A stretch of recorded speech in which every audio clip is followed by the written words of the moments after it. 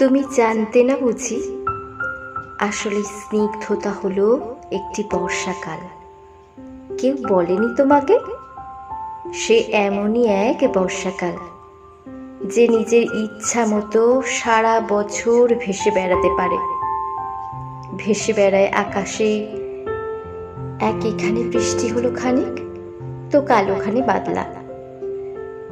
সেই সঙ্গে থেকে থেকেই ঝোড়ো হাওয়া আর ঘূর্ণি বাতাস তো আছেই।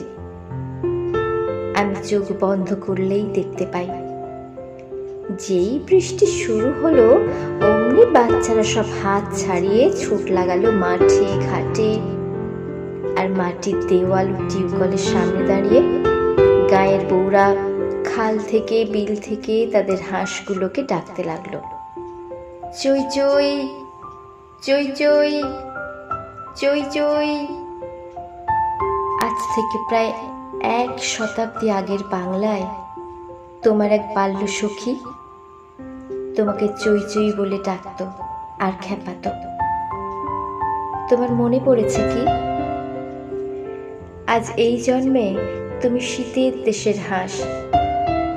কোন সরোবর থেকে কোথায় কোন সরোবরে সাঁতার কাটতে যাও, সমুদ্র প্রসমুদ্র পেরিয়ে উড়ে চলো কত দূর দূর সব দেশ। কিন্তু এবার এই জন্মেও